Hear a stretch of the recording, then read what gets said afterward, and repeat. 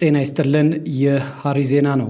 ለረጅም ጊዜ ሲያወዛግብና ህዝቡንም ለሁለት ከፍሎ እንካሰላንቲያ ሲያማዘዝ የሰነበተው የትግራይ አስተዳደርና ፖለቲካዊ ውጥረት መቋጫውን ሳያገኝ አይቀርም። በክልሉ ይካሄድ የነበረው ጦርነት ቆሞ ሰላም እንደሚሰፍን ቢጠበቅም ላለፉት 2 ዓመታት የህወሓት አመራሮች ውስጥ የተፈጠረው ስንጥቃት እርስ በርስ ሲያፋትጋቸው ከርሞ ከሳምንታት በፊት ነበር የጊዜያዊ አስተዳደሩ ርዕሰ መስተዳድር የነበሩት አቶ ጌታቸው መቀሌን ለቀው አዲስ አበባ የገቡት። በወቅቱ ከፌዴራል መንግስት በቀረበልኝ ጥሪ መሰረት ነው የመጣሁት ቢሉም ወንበራቸው መነቅነቁና ላይመለሱ እንደሚችሉ ተነግሮ ነበር።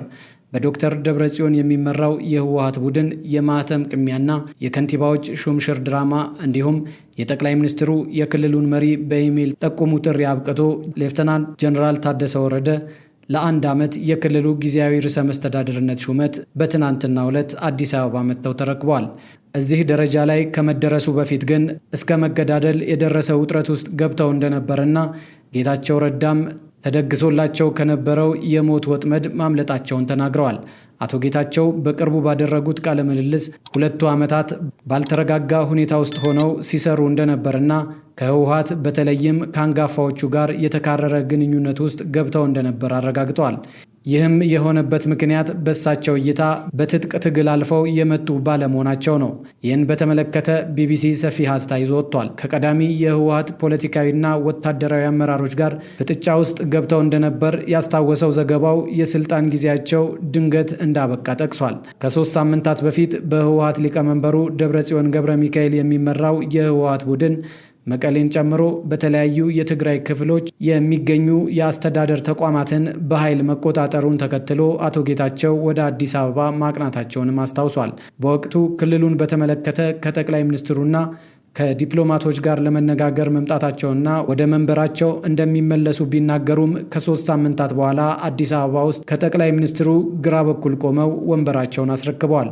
በአቶ ጌታቸው ከሚመራው ጊዜያዊ አስተዳደር ጋር ዓይንና ናጫ የሆነው ሌላኛው የህወሓት ቡድን የራሱን ሹመቶች ከመስጠትና ከተሞችን ከመቆጣጠር ባለፈ ጉልበት የተቀላቀለበት እንቅስቃሴ ሲያደርግ እንደነበርም በወቅቱ ተሰምቷል።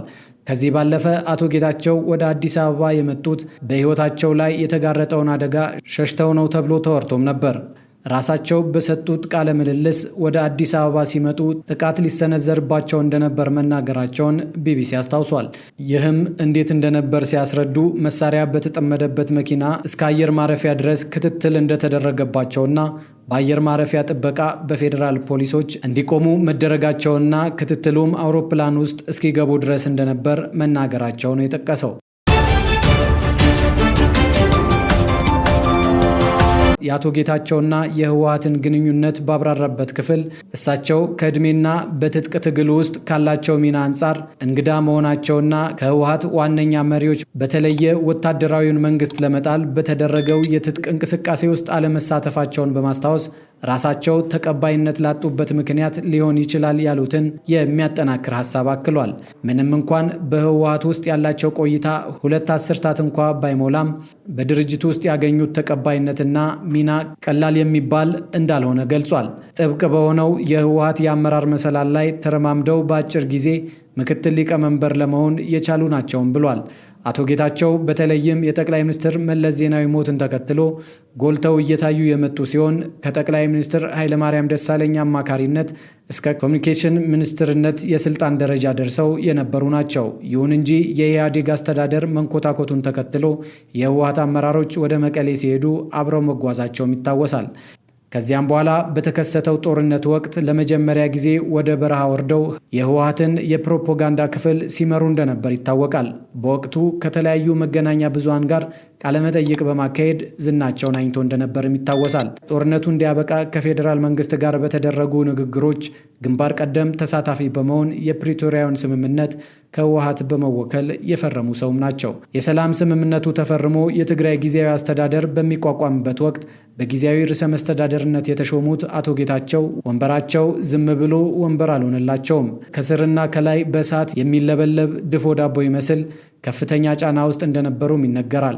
በአንድ በኩል ክልሉን አረጋግቶ በመምራት ህዝቡን ተጠቃሚ ማድረግና የተፈናቀሉትን ወደ ቀያቸው መመለስ እንዲሁም አማራ ክልል የኔ ናቸው ያላቸውን በቁጥጥሩ ስር ያደረጋቸው ከጦርነቱ በፊት ግን በትግራይ አስተዳደር ስር ሆነው የነበሩት እንደነ ወልቃይትና ጠገዴ እንዲሁም ራያ አካባቢዎች የማስመለሱ የቤት ስራ የተሰጣቸው ቢሆንም በፓርቲያቸው ውስጥ ነፋስ ገብቶ አይጥና ድመት አይነት ግንኙነት ውስጥ ገብተው ሰንብተው ተጠምዶልኝ ነበር ካሉት የሞት ወጥመድ ማምለጣቸውን ነው የተናገሩት።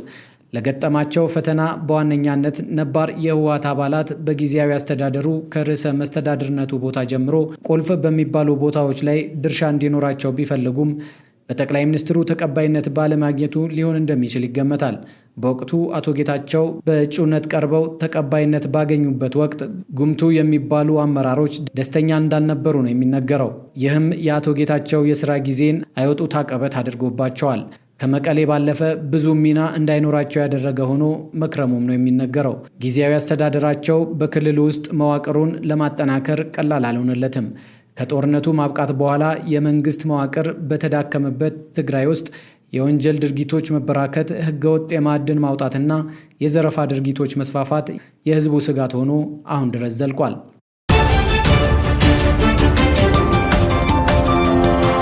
በጊዜያዊ አስተዳደሩና በህወሓት መሪዎች መካከል ያለው አለመግባባትና ውዝግብ ከዕለት ዕለት ሲጠናከር በሊቀመንበሩ ደብረጽዮንና በምክትላቸው በጌታቸው መካከል ያለው ልዩነት እየሰፋ በግልጽ መወነጃጀል ውስጥ ገብተው እንደነበርም ይታወሳል። ይህ ሁሉ ጊዜ አልፎ አቶ ጌታቸው ወንበራቸውን ለተተኪ ጊዜያዊ ርዕሰ መስተዳድር ታደሰ ወረደ አስረክበዋል። ይህም ለአቶ ጌታቸው ተቀናቃኞች እፎይታን የሚሰጥ እንደሚሆን ይጠበቃል።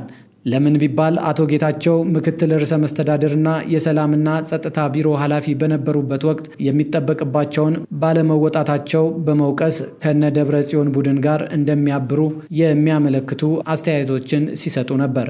ጠቅላይ ሚኒስትር አብይ በማህበራዊ ገጻቸው በይፋና በሰላማዊ መንገድ በአዲስ ባህል የስልጣን ሽግግሩንና ቅብብሎሽን ለማካሄድ የተዘጋጀ ፕሮግራም አከናውነናል ሲሉ የስልጣን ርክክብ መደረጉን አስታውቀዋል። ከትናንት በስቲያ አስቀድመው አቶ ጌታቸው የስልጣን ጊዜያቸው ማብቃቱን የሚገልጽ መልእክት አስተላልፈው እንደነበርም ይታወቃል። አቶ ጌታቸው ስልጣን በተረከቡበት ጊዜ 27 አባላት ያሉት የጊዜያዊ አስተዳደራቸው ካቢኔ አዋቅረው የነበረ ሲሆን ከፌዴራል መንግስቱ ጋር በተደረገው ጦርነት የትግራይ ኃይሎች ሲመሩ የነበሩት ሌተናንት ጀነራል ታደሰ ወረደና የቀድሞው የሀገሪቱ ሰራዊት ኤታማዦር ሹም ሌተናንት ጀነራል ጻድቃን ገብረትንሳኤ በምክትል ፕሬዝዳንት ማዕረግ ተሹመው እንደነበር ቢቢሲ አስታውሷል።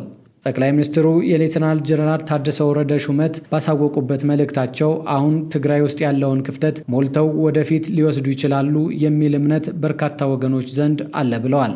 የትግራይ ሕዝብ የጠማውን ሰላምና ልማት እንደ ሌሎች ወንድሞቹ ወጥቶ የመግባት መሻት ስናሳካ ለኢትዮጵያም ለአፍሪካም እጅግ ጠቃሚ የሆነ ነገር ሰርቶ ለማለፍ ታሪክ የሰጣቸውን እድል እንደሚጠቀሙበት ተስፋ አደርጋለሁ በማለትም አክለዋል። አሁን በጊዜያዊ ርዕሰ መስተዳድርነት የተሾሙት ሌተናል ጀነራል ታደሰ ወረደ ህወሓት ለ17 ዓመታት ባካሄደው የትጥቅ ትግል ወቅት ከተዋጊነት እስከ ጦር አዛዥነት የደረሱ ባለማዕረግ ሲሆኑ በፌዴራል መንግስትና በህወሓት መካከል የተካሄደውን ጦርነት በመምራትም ይታወቃሉ። ሌተናል ጀነራል ታደሰ በጡረታ እስኪገለሉ ድረስ በመከላከያ ሰራዊት ውስጥ የተለያዩ ተቋማትን በመምራትና በአዛዥነት ከማገልገላቸውን ባለፈ በደቡብ ሱዳን የአብዬ ሰላም አስከባሪ ኃይል የተልዕኮ ከፍተኛ መሪ ሆነውም አገልግለዋል። አሁን ላይ ውጥረት የነገሰበትና እጅግ የተካረረውን የትግራይ ክልል ፖለቲካን የማለዘብና ወደ ሰላማዊ መንገድ የመምራት ኃላፊነት ተሰጥቷቸው የአቶ ጌታቸውን ቢሮ ተረክበዋል። ስላዳመጣችሁን እናመሰግናለን።